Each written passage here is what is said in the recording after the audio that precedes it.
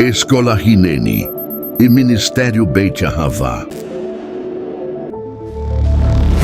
Beit Ahavá e Escola Hineni. Despertando a consciência espiritual, alinhando as almas ao propósito. Sejam conosco também. Estamos conectando vidas à árvore da vida. Ministério Beit Ahavá e Escola Hineni. Seja Beit Ahavá, seja luz espiritual.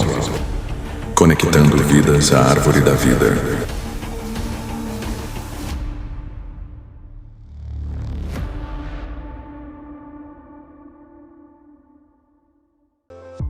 Seja um patrocinador voluntário dessa casa. Você pode agora mesmo abençoar todos os nossos trabalhos espirituais e assim cumprir o mandamento da palavra do Eterno. Realizando o envio das suas primícias, dízimos e ofertas. Use as chaves Pix ou as contas que aparecem na tela e também os demais modos de envios eletrônicos. Agradecemos por cada semente enviada e prosseguimos orando por cada vida. Que a Shalom do Eterno seja sobre a vida de cada primicista, dizimista e ofertante.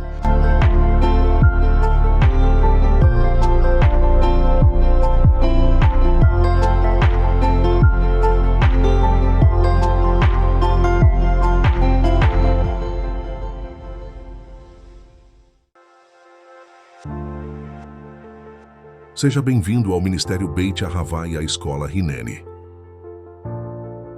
Neste momento, vamos nos aprofundar na Palavra do Eterno. Estudaremos os escritos do apóstolo Miqueias Castrese.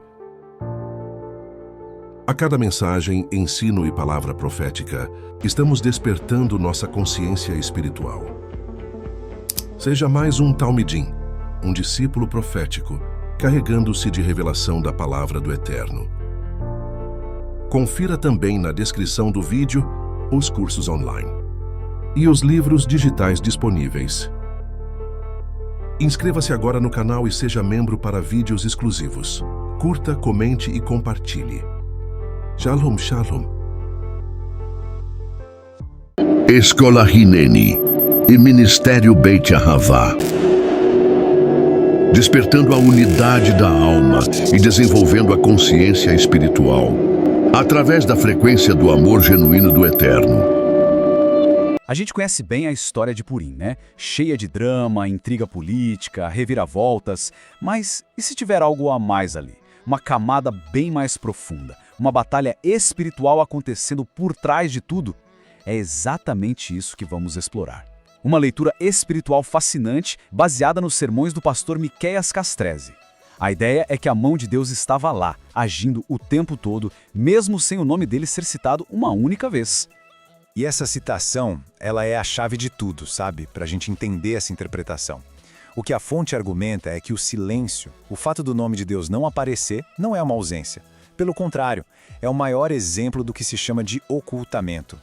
Aquela ideia de que muitas vezes a ação divina mais poderosa acontece quietinha, nos bastidores, de um jeito que a gente nem percebe de cara.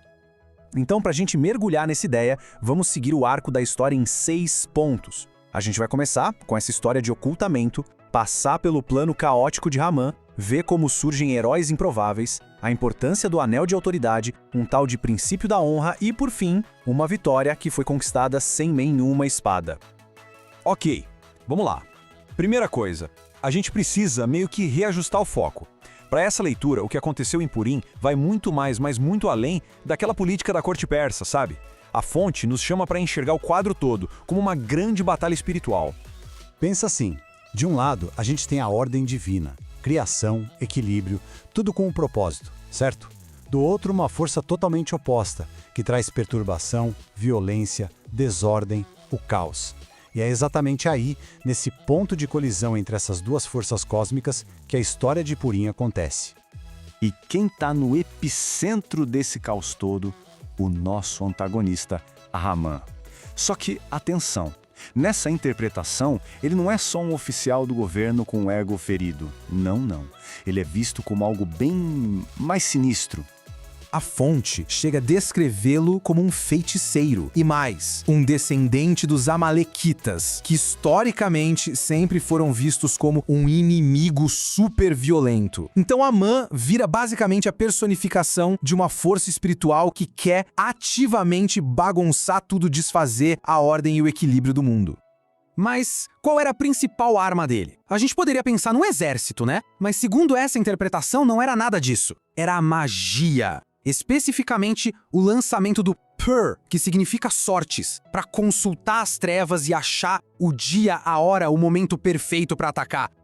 Imagina só a paciência e a intenção por trás de um negócio desses. A fonte faz questão de frisar isso. Não foi um ato impulsivo, um ataque de raiva. Foi um ritual mágico, super meticuloso, que durou um ano inteiro. Tudo isso só para alinhar as forças das trevas e garantir o máximo de caos e destruição possível. Ok, de um lado temos essa força caótica, e do outro, surgem dois heróis que ninguém esperava. E é aqui que a interpretação fica ainda mais interessante, porque ela dá papéis simbólicos bem específicos para Mardoqueu e Esther. Nessa visão, Mardoqueu seria tipo o embaixador de Deus, sabe? A liderança espiritual que tá ali orientando de fora. Já a Esther, ela personifica o que a fonte chama de igreja profética, ou seja, ela é a força ativa de Deus agindo dentro do sistema, posicionada estrategicamente para cumprir uma missão divina na hora exata. Toda boa história tem aquele momento, né? O ponto de virada, quando o jogo muda completamente. E aqui nessa narrativa, esse momento não é uma grande batalha, não. É a transferência de um único objeto, o anel de autoridade do rei. E é super importante a gente entender o que esse anel significava. A fonte bate muito nessa tecla. Não era só uma joia bonita, de jeito nenhum. Era o símbolo da autoridade máxima do governo. Quem tivesse aquele anel na mão podia criar decretos que tinham força de lei em todo o império. Era poder de verdade. E olha que interessante, a jornada desse anel conta a história inteira da transferência de poder. Pensa comigo, ele começa com o rei, vai para a mão do Amã para decretar o caos, volta para o rei e finalmente é entregue a Mardoqueu. O mesmo poder que ia ser usado para destruir, agora é transferido e vira o poder para salvar. É uma virada de chave total. Beleza, agora eles têm a autoridade. Mas e aí? O que se faz com esse poder todo? É aqui que a fonte aponta para um princípio espiritual fundamental que é ativado justamente por essa transferência de poder. É o chamado princípio da honra. Essa frase aqui resume perfeitamente a atitude da Esther. Depois da vitória, quando ela está lá no topo, sendo honrada, ela não esquece de quem a honrou primeiro, de quem a guiou. Ela usa a posição dela para honrar e elevar Mardoqueu. Isso, segundo a fonte, estabelece um modelo espiritual super importante. E essa honra tem um resultado uau, visualmente dramático. A gente vê a transformação completa do Mardoqueu. De um cara de luto, vestido com um pano de saco do lado de fora do portão, para um homem com vestes reais, coroa de ouro, o segundo no comando do império. É o resultado direto da atitude de honra da Esther e daquela autoridade que foi transferida pelo anel. Então, juntando tudo isso, a gente chega na lição final desta interpretação. Se a vitória veio por heróis improváveis, pela autoridade transferida e pelo princípio da honra, então, qual foi o método? A resposta é o que a fonte chama de uma vitória sem espada. E aqui está o coração de toda essa leitura. A vitória não veio de uma guerra com exércitos, nem de manobras políticas espertas. Os métodos que viraram o jogo e mudaram o destino de um povo inteiro foram, do começo ao fim, espirituais. A fonte resume isso de um jeito muito poderoso com um contraste. De um lado, o caminho da espada, que é o esforço humano, a briga, o conflito direto. Do outro, o caminho do óleo, que simboliza a unção divina, a preparação espiritual com jejum, com oração.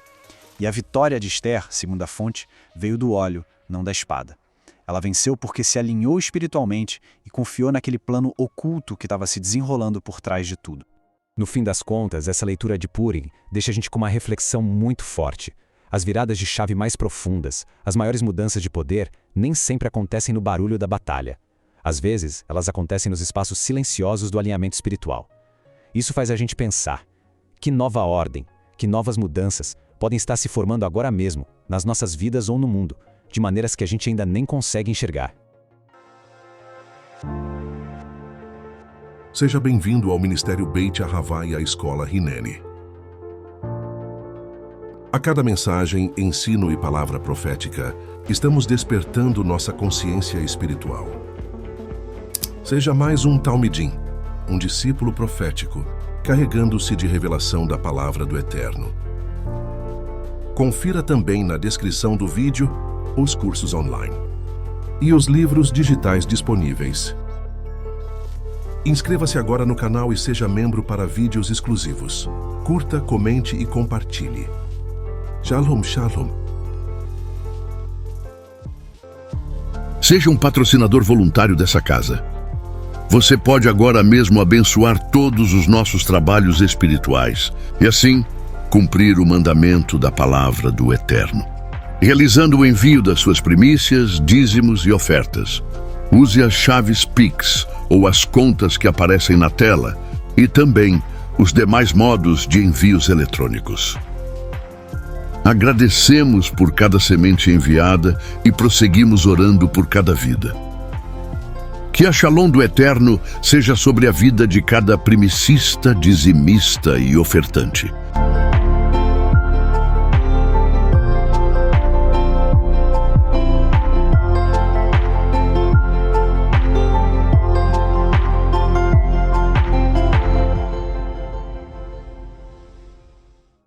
Ministério Beit Ahavá e Escola Hineni.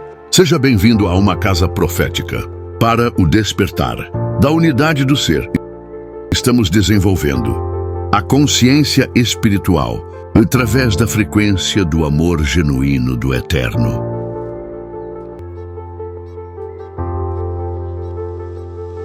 Seja Beit Ahavá, seja luz espiritual.